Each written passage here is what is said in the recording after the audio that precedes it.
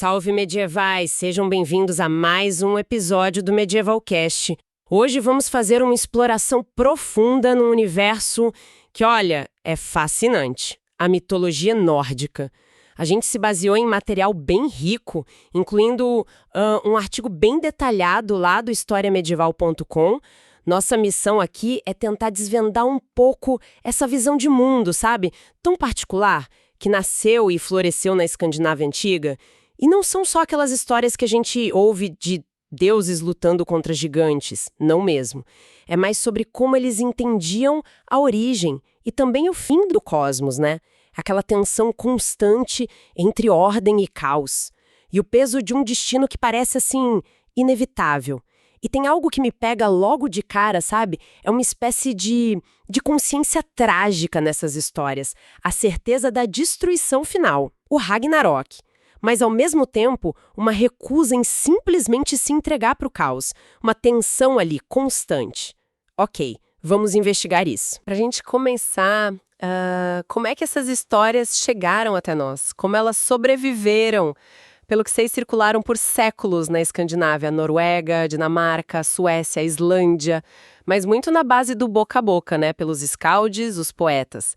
A escrita mesmo veio bem depois, lá para os séculos XII e XIII, já na Islândia cristã. Isso já muda um pouco a coisa, né? Exatamente. E esse é um ponto, assim, crucial para a gente ter em mente desde o começo. As nossas fontes principais que são escritas, tipo a Edda Poética, que é incrível, uma coleção de poemas anônimos do Codex Regius, e a Edda em prosa do Snorri Sturluson, elas foram compiladas numa época em que o cristianismo já estava, digamos, estabelecido. Como um pesquisador importante, o James Peter Schilt, aponta, a gente está vendo essas crenças pagãs através de lentes medievais cristãs. Não é uma janela limpa para o passado, sabe? É mais um diálogo, tenso às vezes, entre duas épocas. Entender isso é o primeiro passo. Quer dizer, não é a história pura, se é que isso existe, mas uma versão que passou por um filtro, digamos. E, além das Eddas, que mais ajuda a montar esse quebra-cabeça? Temos as sagas islandesas, né? Crônicas até arqueologia. Certo. Sim, é um conjunto bem variado de evidências. As sagas, por exemplo, como a saga dos Ynglings, elas misturam mito e uma pseudo-história. As crônicas em latim, como a do Saxo Grammaticus, dão outra visão, muitas vezes com um olhar mais moralizante, até político. Aí você tem as inscrições rúnicas em pedras com nomes como Thor, Odin, são vislumbres mais diretos da época, dos séculos 8 ao 11. E a arqueologia, nossa, é fundamental. Amuletos do martelo do Thor, um Mjolnir, eram super comuns. Mostra a popularidade dele. Estatuetas, aqueles navios funerários incríveis. O Neil Price, um arqueólogo que estuda muito isso, ele argumenta que tudo isso indica uma espiritualidade muito viva, sabe? Onde magia, culto, guerra, tudo se misturava no dia a dia. Faz sentido. E a própria poesia, com aquelas metáforas super complexas, as kenningers, tipo o sangue da serpente para ouro, tinha que conhecer os mitos para sacar, né? Recitar a poesia era, de certa forma, manter os deuses vivos na memória. Precisamente. A poesia era um veículo cultural fortíssimo. E um ponto importante. Não era um sistema de crenças único, fechadinho em toda a Escandinávia. Tinha muita variação regional. Odin e Thor, por exemplo, parecem ter sido mais fortes na Noruega, na Islândia. Já Freyr e Freyja tinham mais destaque na Suécia. Era mais um mosaico de tradições locais do que um dogma único. Um mosaico. Gostei disso. Mas tinham elementos em comum, né? Você mencionou a árvore cósmica Yggdrasil. Sim, Yggdrasil era um ponto central.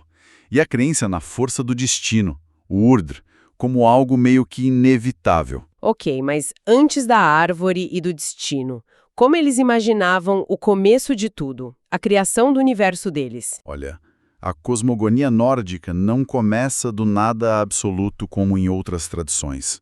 Começa com um vazio imenso, o Ginnungagap. De um lado desse vazio tinha o gelo eterno de Niflheim, do outro, o fogo de Muspelheim. E do encontro dessas forças opostas, gelo e fogo, no meio do vazio é que surgem os primeiros seres.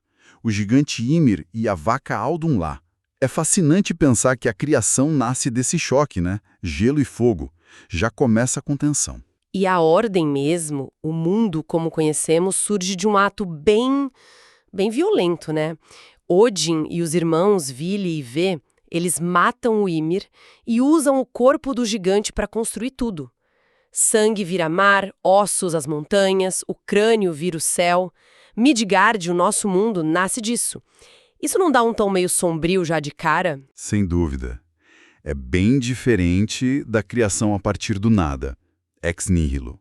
Aqui, como o Shioji nota, a ordem emerge do caos, mas através de um conflito, de uma violência primordial.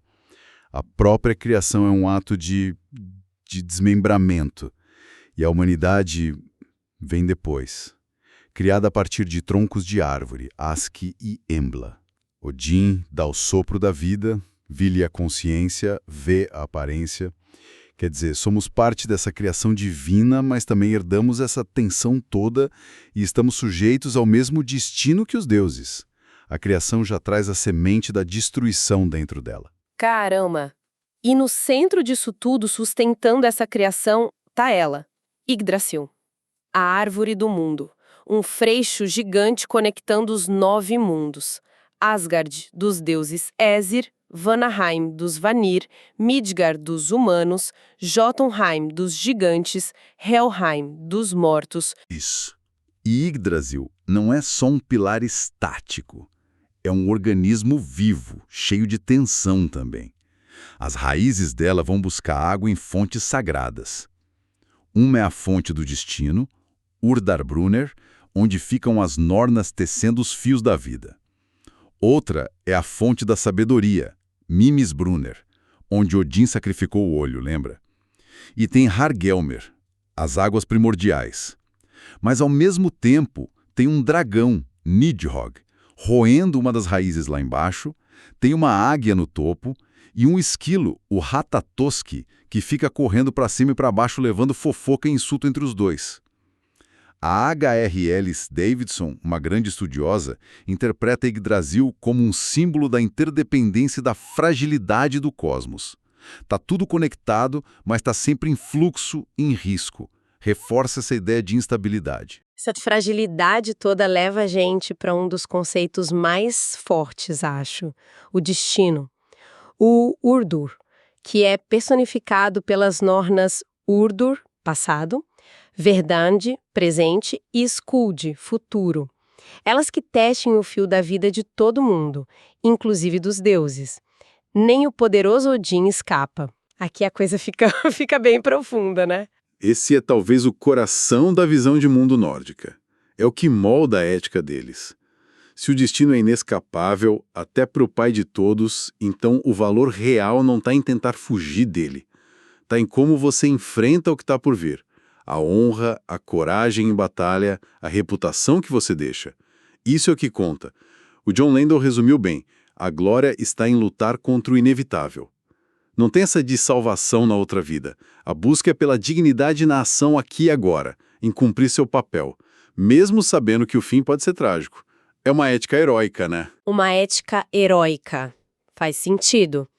Então, a moralidade não era sobre ser bonzinho ou mauzinho, mas sobre como você encarava seu destino, seu papel. Isso explica por que os deuses não são perfeitos. De jeito nenhum. O panteão nórdico é cheio de figuras complexas, cheias de falhas.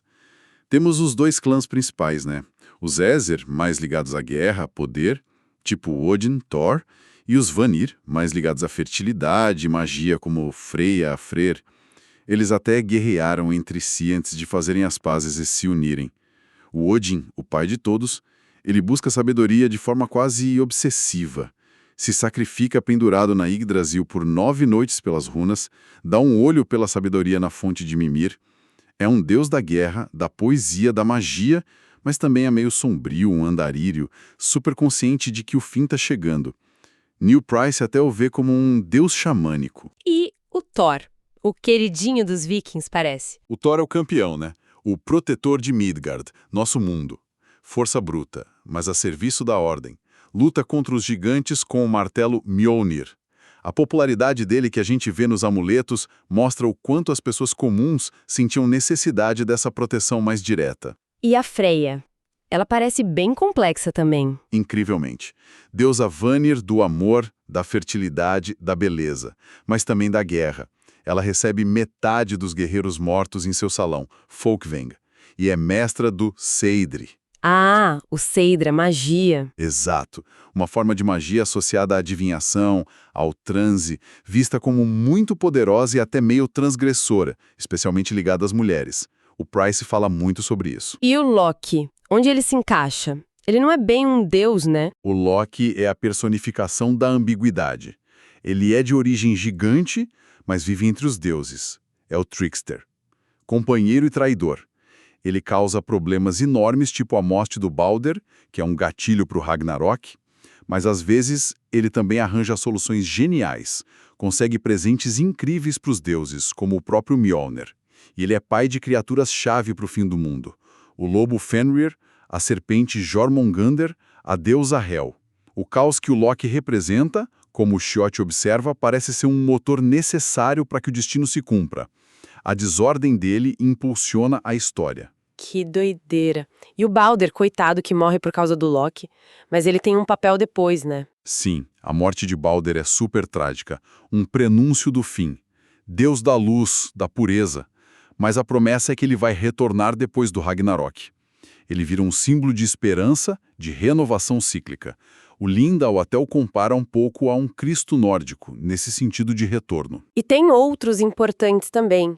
Tyr, que sacrifica a mão para prender o Fenrir. Um ato de honra e coragem. Heimdall, o guardião da ponte Bifrost. Exato. Tyr representa a honra e o auto-sacrifício pela ordem. Heimdall é o vigia, aquele que vai tocar a corneta de Alarhorn para anunciar o início do Ragnarok. Tem Njord, deus do mar, pai de Freyr e Freya. O próprio Freyr, da fertilidade masculina. É um panteão bem rico. O mais interessante para mim é isso. Eles não são perfeitos. Erram, enganam, sofrem, morrem. A moralidade, então, era sobre honra, cumprir o dever, manter o equilíbrio. E não sobre pureza, né? Lealdade ao seu grupo, ao seu clã e a busca por uma boa reputação que sobreviva à morte. Não era tanto sobre obedecer a mandamentos divinos ou ser moralmente limpo. Era sobre agir com coragem e dignidade num mundo perigoso e muitas vezes imprevisível. Falando em mundo perigoso, E os gigantes, os Jotnar? eles eram só os vilões da história? É mais complexo que isso. Os Jotnar não são um mal absoluto. Eles representam as forças primordiais da natureza, o caos indomável de onde a própria ordem dos deuses surgiu, né? Lembra do Ymer? Os deuses descendem deles. Eles vivem em Jotunheim, um lugar selvagem, fora do controle dos deuses. Existe sim muita hostilidade, muita luta. Mas também tem casamentos entre deuses e gigantes, tem troca de conhecimentos, Odin mesmo aprende com gigantes sábios. O Jorge do Mésil, um grande estudioso de mitologia comparada, via nessa relação a ideia de que a ordem, para existir, precisa constantemente se confrontar com o caos, e de certa forma até integrá-lo. Não são só inimigos, são o outro necessário para definir o que é a ordem. Entendi. E além dos gigantes, tem toda aquela fauna mítica. Fenrir, o lobo gigante que vai engolir Odin no final. Jormungandr, a serpente que dá volta no mundo. Hel, a deusa meio viva, meio morta do submundo. As valquírias. Essas figuras reforçam essa sensação de um universo cheio de forças poderosas e, francamente, meio aterrorizantes. Com certeza. Elas personificam aspectos desse cosmos que é super dinâmico e perigoso. Fenrir e Jormungandr não são só monstros. Eles são agentes do destino, têm papéis cruciais reservados no Ragnarok. Hel governa um dos principais reinos pós-morte. E as valquírias, servas de Odin, são super interessantes. Elas conectam o campo de batalha com o além, escolhendo os guerreiros mais bravos para o Valhalla, o Salão de Odin, ou para o Folkvangr, o campo de Freya. Onde eles ficam treinando para a batalha final, né? Exato. O lindo até vê as valquírias como uma representação do poder feminino sobre o destino dos guerreiros. Mesmo as criaturas que parecem monstruosas, como a Davison observa, têm seu lugar nesse equilíbrio cósmico. O problema não é ser um monstro, é o desequilíbrio que eles podem causar quando se soltam. E o pós-vida? Era só o Valhalla para os heróis e um lugar ruim para o resto. Você mencionou Hell. Não, era mais variado do que isso. Tinha sim o Valhalla e o Folkvanger para os guerreiros escolhidos em batalha. Mas a maioria das pessoas, que morria de doença ou velhice, ia para Helheim, o reino de El. Era descrito como um lugar talvez sombrio, úmido, mas não necessariamente um inferno de tortura como no cristianismo. Era mais um mundo dos mortos. Podia ter até Niflhel, um lugar ainda mais profundo e gelado. A morte era vista mais como uma passagem, uma continuidade da existência dentro do mesmo ciclo cósmico.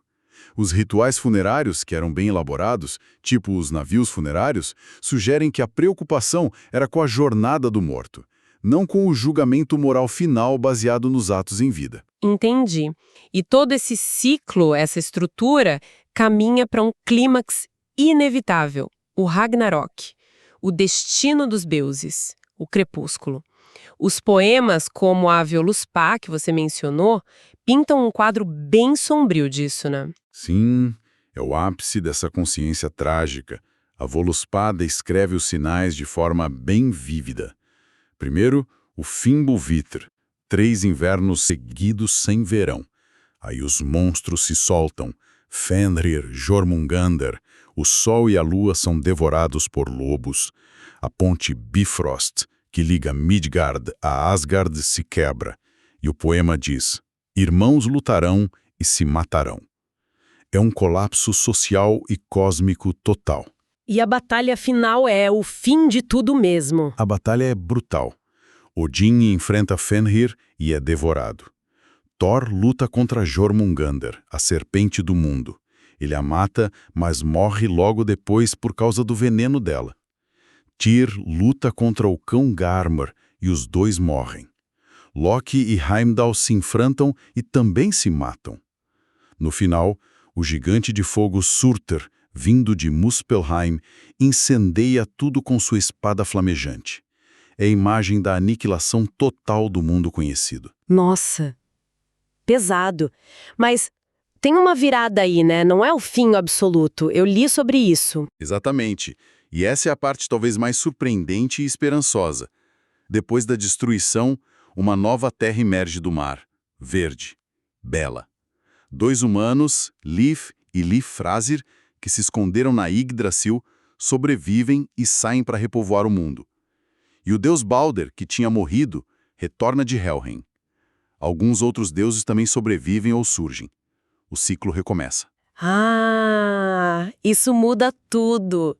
Quer dizer, o Ragnarok não é o fim do mundo de verdade. É mais como o fim de um ciclo para começar outro. Exato.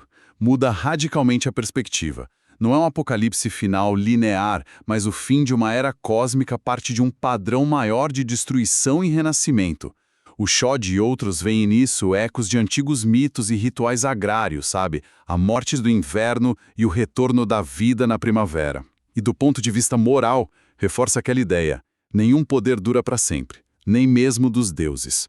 A verdadeira vitória está em enfrentar o inevitável com coragem. A Davidson até brinca que os nórdicos celebravam o apocalipse porque era o teste final da bravura. A destruição é vista como necessária para que algo novo possa nascer. Fascinante. E como tudo isso se traduzia na prática religiosa, do dia a dia? Como as pessoas viviam essa religião? Pelo que a gente sabe, parece ter sido uma religião muito prática, muito ligada à comunidade e à natureza. A Davidson descreve como uma rede de reciprocidades. Você dava algo para os deuses, para os espíritos da natureza, para os ancestrais, e esperava algo em troca: proteção, boas colheitas, sorte. Os cultos podiam acontecer em templos construídos, os Hof, mas parece que eram mais comuns em locais naturais considerados sagrados, os V, bosques, fontes, pedras grandes. Líderes locais, que eram chefes políticos e religiosos ao mesmo tempo, os Godar, guiavam os rituais mais importantes. O Blot, por exemplo, era um sacrifício animal. O sangue era aspergido, a carne era cozida e comida num grande banquete comunal. Isso fortalecia os laços da comunidade entre si e com o divino. Tinha também o Sumbel, um tipo de banquete ritual com muitos brindes, onde as pessoas faziam juramentos solenes, os Eistrengen, era algo bem social e religioso ao mesmo tempo. E a magia, você mencionou o Cider antes, ligado a Freya e a Odin. Isso era comum? O Seider é uma parte importante, sim. Era uma forma de magia mais ligada à adivinhação, a tentar ver ou influenciar o futuro, talvez envolvendo transes e estados alterados de consciência. Era praticado principalmente por mulheres especialistas, as Volur, que eram videntes muito respeitadas e às vezes temidas. O fato de Odin também ser mestre no Seider, mas a prática ser vista como meio vergonhosa ou afeminada para guerreiros homens, mostra umas tensões sociais bem interessantes sobre gênero e poder espiritual. O Price e outros estudiosos veem traços de xamanismo nisso. E a natureza era central em tudo. Usar amuletos como Mjolnir para proteção, o anel Draupnir de Odin como símbolo de abundância, o uso das runas como algo misterioso e poderoso, a veneração de árvores e fontes sagradas. Era uma visão de mundo muito conectada ao ambiente, quase ecológica, como diz o Simek. O culto aos ancestrais da família Ættir também era super forte, eles eram vistos como protetores. Pensando que o cristianismo chegou e, suplantou essas crenças. Como elas sobreviveram para a gente saber de tudo isso hoje? E qual o legado que ficou? É um paradoxo interessante, né? Grande parte do que sabemos vem justamente de eruditos cristãos islandeses, como os Snorri Sturluson, que lá nos séculos XII e XIII decidiram registrar esses mitos antigos. Talvez como literatura, como história, como patrimônio cultural, mas registraram. Sem eles, teríamos perdido quase tudo. Depois, esses mitos ficaram meio esquecidos ou foram reinterpretados na Idade Média. Aí veio o romantismo, lá nos séculos XVIII e XIX, e redescobriu essas histórias como um símbolo de identidade nacional, especialmente na Alemanha e Escandinávia. Pense nos irmãos Grimm, em Wagner. E hoje? Bom, a influência é gigante, mesmo que de forma bem transformada e adaptada. Ah, com certeza. Tolkien bebeu direto dessa fonte para criar a Terra-média, né? Elfos, anões, dragões, Neil Gaiman com deuses americanos, a série Vikings e, claro, o universo Marvel com Thor, Loki, Odin. Exatamente. Mesmo que o Thor da Marvel seja bem diferente do deus nórdico original, o fascínio por essas figuras, por esses temas de conflito, destino versus liberdade, caos versus ordem, isso permanece muito forte na nossa cultura. Faz todo sentido. E na Escandinávia hoje, como é visto? Lá é considerado um patrimônio cultural importantíssimo. E na Islândia, existe até um movimento neopagão reconhecido oficialmente, o Ásatrúarfélagi, que busca recriar e reviver essas antigas tradições e rituais. Academicamente, continua sendo uma área de estudo super rica para a gente entender a mentalidade, a sociedade, a religião da Europa pré-cristã. Mas talvez o legado mais profundo, mais universal, seja essa exploração da condição humana diante de forças que nos ultrapassam. A questão da finitude, do destino e a busca por encontrar significado, honra, dignidade na própria luta, na própria jornada. Uau! Então, para a gente amarrar essa nossa exploração de hoje, a mitologia nórdica nos apresenta um universo que é, sim, complexo, muitas vezes violento, mas profundamente marcado pela tensão entre ordem e caos, pela consciência da finitude e, acima de tudo, pelo valor da coragem diante de um destino que parece inevitável. Uma visão de mundo tecida em poesia épica, em rituais comunitários e numa conexão muito forte com a natureza e seus ciclos de vida, morte e renascimento. Exatamente. E fica talvez uma questão para a gente continuar pensando, né? Essa perspectiva antiga de encarar um destino que a gente sabe que pode ser sombrio, mas ainda assim escolher lutar com honra, com dignidade. Será que isso tem alguma ressonância para nós hoje? Em meio às nossas próprias ansiedades, nossas incertezas, será que existe algum valor contemporâneo em abraçar esse tipo de heroísmo trágico, essa dignidade que se encontra na própria luta, mesmo sem garantir o resultado final? Fica aí a reflexão. Uma pergunta potente mesmo para a gente levar. E por hoje é isso, nos vemos no próximo episódio.